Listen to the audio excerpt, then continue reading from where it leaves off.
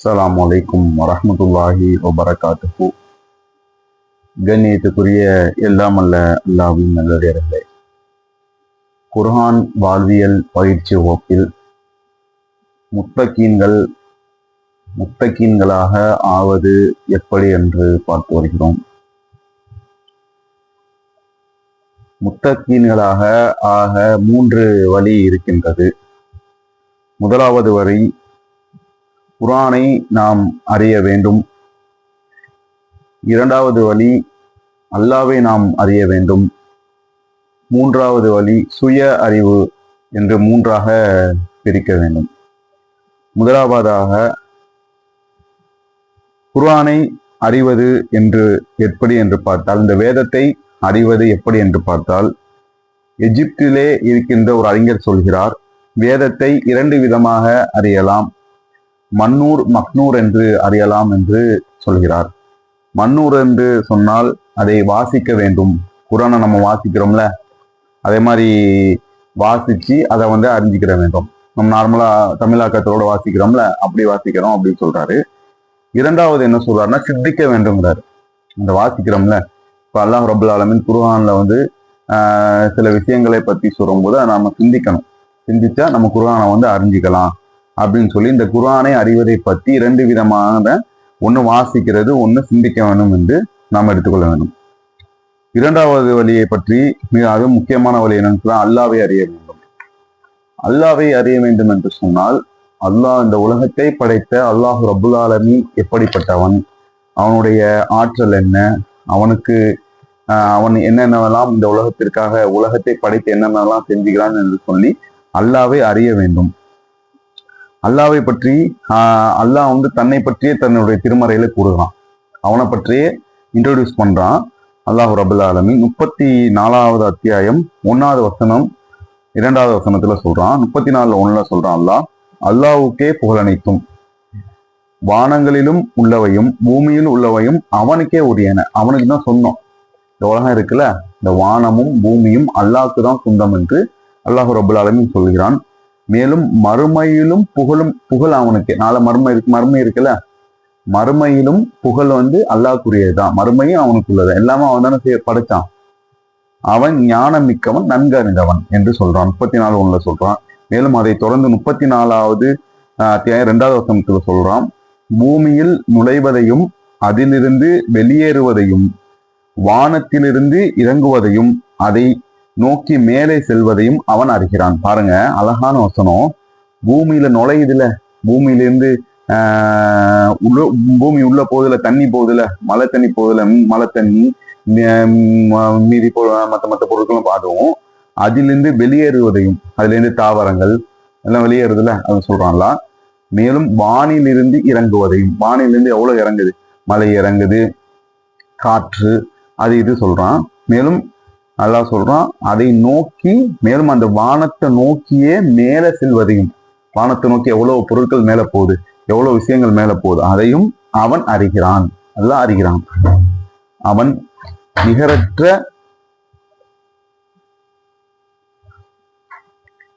மேல் நோக்கி செல்லுதுல, அதையும் சொல்றான். மேல் நோக்கி செல்வதையும் அவன் அறிகிறான். மேலும் அல்லாஹ் அவன் நிகரில்லா அன்புடையவன், மன்னிப்பவன் என்று அல்லாஹ் ரப்புல் ஆலமீன் சொல்கிறான். அப்போ அல்லாஹ் தன்னை பற்றியே அவன் தன்னுடைய இன்ட்ரோடக்ஷன் கொடுக்குறான். சரியா? மேலும் அல்லாஹ் ரப்புல் ஆலமீன் தன்னுடைய திருமறையிலே 6வது அத்தியாயம் 102வது வசனத்தில் சொல்கிறான், அவனே உங்களுக்கு இறைவனாகிய அல்லாஹ்.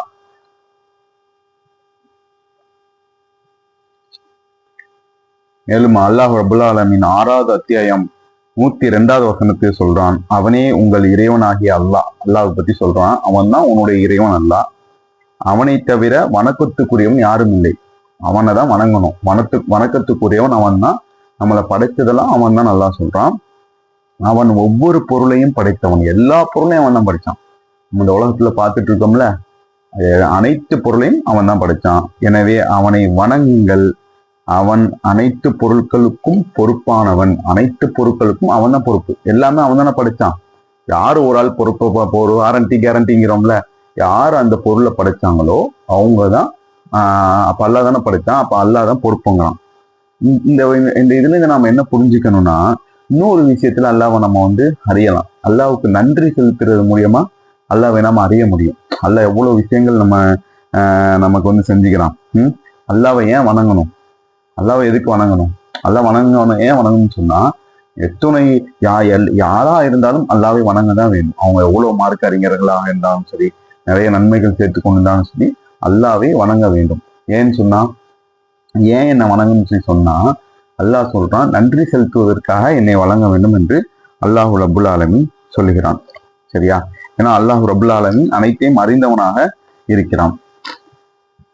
மேலும் அல்லாஹ் ரப்புல் ஆலமீன் தன்னை வணங்குங்க அவ்வளவு இடத்துல சொல்றான். ஏன் சொல்றான் சிந்திச்சு பார்த்தா, நம்மை நாளை மறுமையிலே நரகத்தில் கொண்டு போய் சேர்த்து விடக்கூடாது என்பதற்காக தான். நாம் அனைவரும் சொர்க்கம் செல்ல வேண்டும் என்பதற்காக தான். உதாரணமா, இப்போ ஒரு குழந்தை இருக்குன்னு வைங்களேன். அந்த குழந்தை 5வது மாடியிலேருந்து கீழே உழுவ போகுதுன்னு அவங்க பிள்ளைகிட்ட போய் சொல்லுது. அவங்க அம்மாட்ட சொல்லுது, அம்மா நான் 5வது மாடியிலேருந்து கீழே உழுவ போறேன்னு சொல்லி தெரிஞ்சா அந்த அம்மா அவங்கள விழ விடுவாங்களா? அதே போல் பாசம் தான் அல்லாஹ் ரப்புல் ஆலமீன் தன் அடியார்கள் மீது வைத்திருக்கின்றான். நம்மை நரகத்தில் போட்டு விடக்கூடாது என்பதற்காக, நமக்கு நரகம் தந்து விடக்கூடாது என்பதற்காக அல்லாஹ் ரப்புல் ஆலமீன் தன்னை வணங்குங்கள் என்று சொல்கிறான். மேலும் அல்லாஹ் ரப்புல் ஆலமீன் நம்ம செய்யறோம்ல தவிர, மேலும் அல்லாஹ் ரப்புல் ஆலமீன் நம்ம செய்யற தவிர அல்லாஹ் கண்டிக்கிறான். 16வது அத்தியாயம் 90வது வசனத்துல அல்லாஹ் சொல்றான், நீதியையும் நன்மையையும் உறவினர்களுக்கு கொடுப்பதையும் அல்லாஹ் கட்டளையிடுகிறான். வெட்கக்கேடானவற்றையும் தீமையையும் வரம்பு மீறுதலையும் உங்களுக்கு தடுக்கின்றான். நீங்கள் நல்லுணர்வு பெறுவதற்காகவே உங்களுக்கு அறிவுரை கூறுகிறான். அல்லாஹ் சொல்றான், தீமையையும் வரம்பு மீறுவதையும் உங்களை விட்டு நான் தடுக்கிறேன். நீங்க நல்லுணர்வு பெறுவதற்காக உங்களுக்கு அறிவுரை. அல்லாஹ் சொல்றான், நான் உங்களுக்கு அட்வைஸ் பண்றேன், நீங்க நல்லுணர்வு கொள்ளணும், இந்த தீமையிலிருந்து விடுபடணும், இந்த வழிகேடு நீங்க செய்யக்கூடாதுன்னு சொல்றான். மேலும் அல்லாஹ் ரப்புல் ஆலமீன் 2வது அத்தியாயம் 25வது வசனத்திலே சொல்கிறான், நம்பிக்கை கொண்டு நல்லறம் செய்தோருக்கு சொர்க்கம் சோலைகள் உள்ளன என்று நற்செய்தி கூறுவதாக. நம்பிக்கை கொண்டு நல்லது செய்யறவங்களுக்கு அல்லாஹ் என்ன சொல்றான், நாளை மறுமையிலே ஜன்னத்துல் ஃபிர்தௌஸ் என்ற சொர்க்கம் இருக்குன்னு சொல்றான். அவற்றின் கீழ்ப்பகுதிகளில் ஆறு ஓடும். அதில் ஏதாவது கனி அவர்களுக்கு உணவாக வழங்கப்படும் போதெல்லாம் இதற்கு முன் இதுதானே எமக்கு வழங்கப்பட்டது என்று கூறுவார்கள். பாருங்களேன், சொர்க்கத்துல அல்லாஹ் சில கனிகளை தருவானாம். திண்டுட்டு பார்த்தா திரும்பவும் அதே கனி அதே மாதிரி ஷேப்ல இருக்குமா. அப்ப நம்ம கேட்போமா, இதற்கு முன் இதுதானே எமக்கு வழங்கப்பட்டது, இதுக்கு முன்னாடி இதுதானே எங்களுக்கு தந்தீங்க அப்படின்னு சொல்லி கேட்கப்பட்டது. இதே தோற்ற முடிவுதான் சொன்னோன்னே அங்கே ஆனா அதை சாப்பிட்டோன்னே வேற டேஸ்டா இருக்குமா. அதே மாதிரிதான் இருக்குமா, ஆனா அதை சாப்பிட்டோன்னே வேற டேஸ்ட்ல இருக்குமா சொர்க்கத்துல. மேலும் அல்லாஹ் சொல்றான், அங்கே உங்களுக்கு தூய்மையான துணைகளும் உள்ளனர். தூய்மையான ஹூர்லின்கள் சொல்லுவாங்கல்ல, அவங்களையும் அல்லாஹ் ஏற்படுத்தி வைக்கலாம். அதில் அவர்கள் நிரந்தரமாக இருப்பார்கள். இதுதான் முக்கியமான விஷயம். அதுல அவங்க எப்படி இருப்பாங்களா, நிரந்தரமாக. இந்த நிரந்தரம் என்பதற்கு மிக விரிந்த சொற்கள் இருக்கிறது. நிரந்தரம் சொன்னா எத்தனை வருஷம்? இப்போ நிரந்தரம் சொல்லிட்டான், எல்லாம் நிரந்தரமாக இருப்பாங்கன்னு சொன்னா இந்த உலகம் நிரந்தரம் இல்லாதுன்னு நம்ம எல்லாத்துக்குமே தெரியும். ஆனா நாளை மறுமையில அந்த சொர்க்கத்தை பற்றி சொல்லும் போது அல்லாஹ் சொல்றான், அதிலே அவர்கள் நிரந்தரமாக இருப்பார்கள். நிரந்தரமாகனா எத்தனை வருஷம்? 1000 வருஷமா, லட்சம் வருஷமா, கோடி வருஷமா, 1000 கோடி வருஷமா, கோடி வருஷமா என்று தெரியாது. நிரந்தரம் சொன்ன இன்ஃபினிட்டி, போய்கிட்டே இருக்கும். இப்போ உதாரணத்துக்கு அந்த மறுமையை பத்தி அந்த சொர்க்கத்தை பத்தி சிந்திப்பதற்காக நான் ஒரு விஷயம் சொல்றேன். இப்ப நம்ம இங்க வாழ்ந்துட்டு இருக்கோம்ல, இங்க வாழ்ந்துட்டு இருக்கும்போது நமக்கு ஒரு அறிவிப்பு வருது, இதுதான்ப்பா உங்களுக்கு நரகம், சரி இதுதான்ப்பா உங்க நிரந்தரம், இங்க உங்களுக்கு அப்படியே செட்டிங் அப்படியே மாறுது. இப்ப அப்படியே இருக்கும், நம்ம செட்டிங் எல்லாம் மாறுதுன்னு வைங்களேன். இந்த மாதிரி இதுதான் நிரந்தரம், சரியா, இங்கதான் நீங்க இன்ஃபினிட்டி எடுக்க போறீங்க, உங்களுக்கு நோய் கிடையாது, நோய் நொடி கிடையாது, கவலை கிடையாது, எதுவுமே கிடையாதுன்னு சொன்னா எப்படி இருக்கும் செஞ்சு பாருங்களேன். இந்த இருக்கிற கரண்ட் சிச்சுவேஷன் எப்படி இருக்கும்? சொர்க்கத்தை விளங்காம வாழ்ந்து கொண்டு இருக்கோம்ல, அதுக்காண்டி ஒரு சின்ன உதாரணம் சொல்றேன். இந்த உலகத்துல இப்ப அறிவிப்பு வருது, எல்லாத்தையும் தகர்த்தியாச்சு, சரியா, உங்களுக்கு எந்த நோயுமே கிடையாது, நீங்க என்ன நினைக்கிறீங்களோ அது உங்களுக்கு கைக்கு வந்துடும், உங்களுக்கு தூய்மையான துணைகள் இருக்கும் அப்படின்னு சொன்னா, நம்மளுடைய நீங்க இப்படி இன்ஃபினிட்டியா வாழலாம் அப்படின்னு சொன்னா இந்த உலகத்துல இப்ப நம்ம எப்படி இருப்போம்? இப்ப சொர்க்கம் அதை சொர்க்கத்தை நம்ம கற்பனையே பண்ண முடியாது. அப்படி ஒரு சொர்க்கத்தை அல்லாஹ் படைத்து வைக்கணும். அதை நம்ம நிரந்தரமா அதை நம்ம விளங்கி அதுக்குண்டான நன்மையை நம்ம செய்ய வேண்டும். மேலும் அல்லாஹ் ரப்பல் ஆலமீன் 22வது அத்தியாயத்திலே 44, 45 சொல்றான், முகமதே, இவர்கள் உம்மை பொய்யரென கருதினால் அவர்களுக்கு முன் நூகுடைய சமுதாயமும் ஆது மற்றும் சமூது சமுதாயமும் இப்ராஹிம் சமுதாயமும் லூத்தின் சமுதாயமும் மதியன்வாசிகளும் பொய்யென கருதி உள்ளனர். மூசாவும் அடுத்து சொல்றான்ல, மூசாவும் பொய்யரென கருதப்பட்டார். எனவே என்னை மறுத்தோருக்கு அவகாசம் அளித்தேன். மேல நல்லா சொல்றான், என்னை மறுத்தாங்கல்ல அவங்களுக்கு அவகாசம் அளித்தேன், பின்னர் அவர்களை பிடித்தேன். எனது வேதனை எவ்வாறு இருந்தது என்று அல்லாஹ் ரப்பல் ஆலமீன் கேட்கிறான். அப்போ வந்து இதுல இருந்து நம்ம என்ன விளங்குதுன்னு சொன்னா, அல்லாஹ் தண்டிப்பதில் மிக கடினமானவன் என்று சொல்றான். அதை விட்டு விலகுவதற்கு தான் அல்லாஹ் என்னை வணங்குங்கள் என்று சொல்றான். இப்போ இந்த குர்ஆன் மொத்தமே அல்லாஹ்வுடைய அறிமுகம் தான். அல்லாஹ்வுடைய அறிமுகம்னா என்ன? அல்லாஹ் என்ன செஞ்சான்? குர்ஆனை ஃபுல்லா பற்றினாலும் அல்லாஹ் பத்தி தானே. அப்போ அது மொத்தமே அல்லாஹ்வுடைய அறிமுகம் தான் இருக்கு.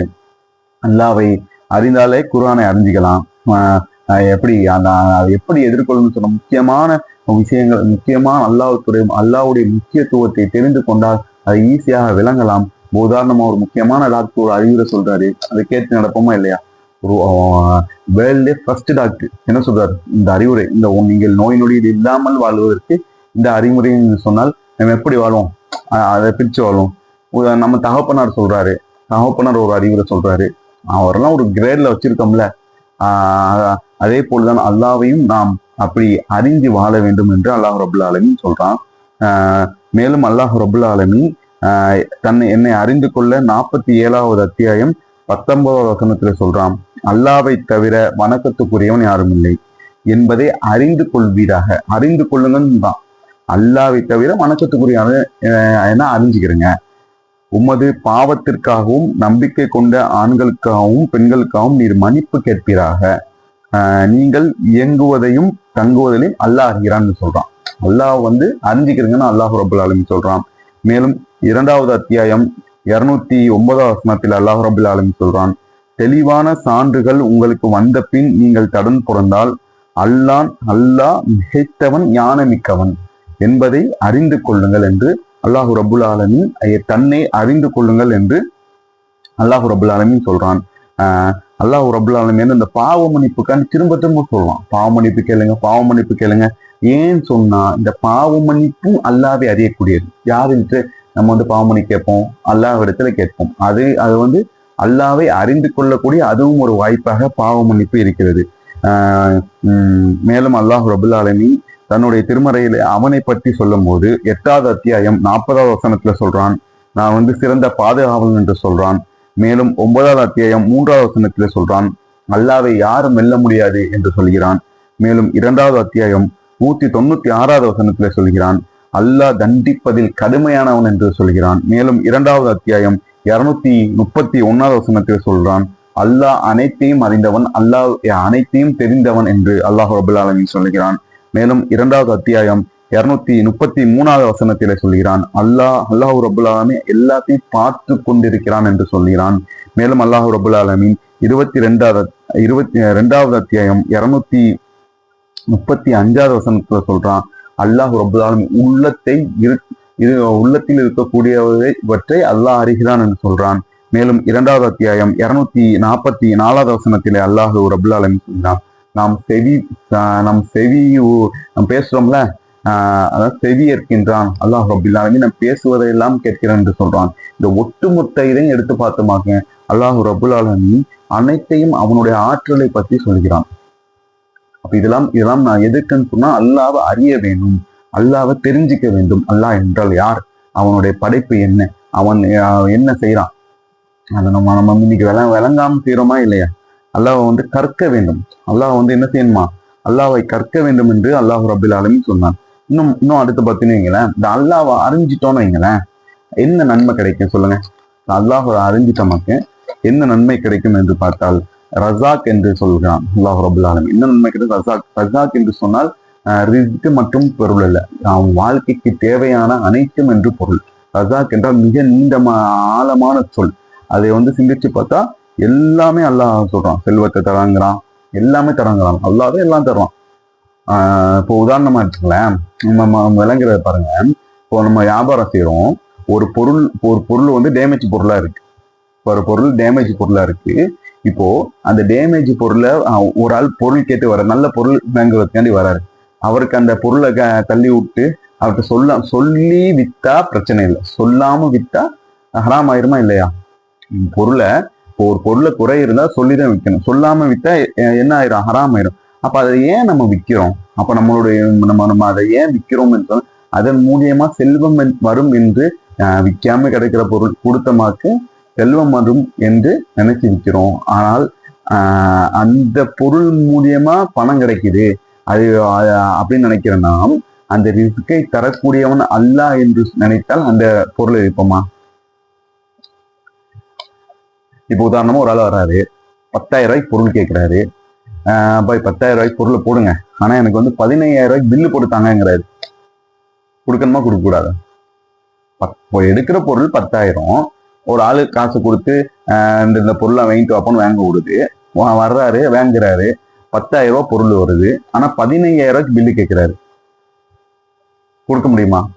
கொடுத்தா அப்ப கொடுக்கலன்னா வியாபாரம் போயிடும் என்று கொடுத்தால் அப்ப அல்லாஹ் ரிஸ்கை தருபவன் அல்லாஹ் என்பதை மறந்து விட்டு தானே அப்படி செய்யறோம். தூக்கி வீசணுமா இருக்கலாம், செய்ய முடியாதுப்பா போப்பான்னு விரட்டணுமா இருக்கக்கூடாது. அவனை விரட்டாம என்ன செய்யறோம்? அவனுக்கு அந்த பில்லை போட்டு கொடுக்குறோமா இல்லையா?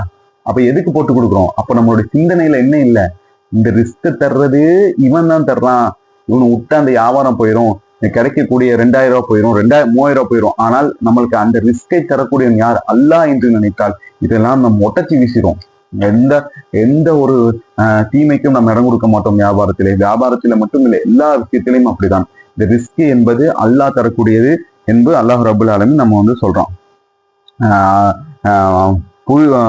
அதை புரிய வேண்டிய விதத்தில் நம்ம புரிஞ்சு வச்சுக்கணும். மேலும் மூசா நபியுடைய வரலாறை பாருங்களேன். 28வது அத்தியாயம் 31வது வசனத்துல அல்லாஹ் ரப்புல் ஆலமீன் மூசா நபிக்கு சொல்றான், உமது கைத்தடியை போடுவீராகங்கிறான். மூசா நபி அந்த ஃபிரௌனோட அந்த இதுல சம்பவம் வருதுல, உமது கைத்தடியை போடுவீராக என்றான்.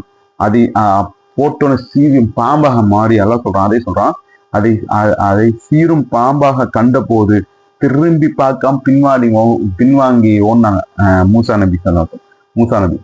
மூசாவே முன்னே வாரும் நல்லா கூப்பிடுறான், அஞ்சாதீர், நீர் அச்சமற்றவர் என்று அல்லாஹ் ரப்புல் ஆலமீன் சொல்லலாம். அப்ப மூசா நபி எப்படி இருந்தாங்க எப்படி மாத்தணும்னு அல்லாஹ் ரப்புல் ஆலமீன் இதை சொல்லி காமிக்கிறான். மேலும் அல்லாஹ் ரப்புல் ஆலமீன் 26வது அத்தியாயம் 12வது வசனத்துல சொல்றான், அநீதி இழைக்கும் கூட்டமான ஃபிரௌனுடைய சமுதாயத்திடம் செல்வீராக. மூசா நபி சொல்றான், அவர்கள் அஞ்ச வேண்டாமா என்று உமது இறைவன் மூசாவை அழைத்த போது, என் இறைவா, அவர்கள் என்னை பொய்யரென கருதுவார்கள் என நான் அஞ்சுகிறேன் என்று அவர் கூறினார். மூசா நபி சொல்றாங்க, போறதுக்கு தயங்குறாங்க மூசா நபி.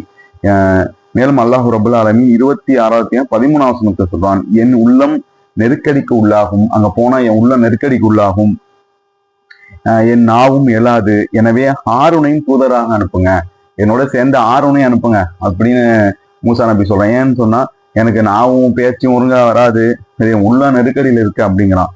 மேலும் அல்லாஹ் ரப்புல் ஆலமீன் 20வது அத்தியாயம் 45வது வசனத்தை சொல்றான், எங்கள் இறைவா, அவன் எங்களுக்கு தீங்கிழைப்பான். மூசா நபி சொல்றாங்க, இறைவா, எனக்கு அவன் தீங்கிழைச்சிருவான், எங்களை தீங்கிழைப்பான், அல்லது அவன் எங்கள் மீது வரம்பு மீறுவான் என அஞ்சுகிறோம் என்று இருவருமே சொல்றாங்க. ஹாரூனையும் சேர்த்துட்டாங்க மூசா நபி.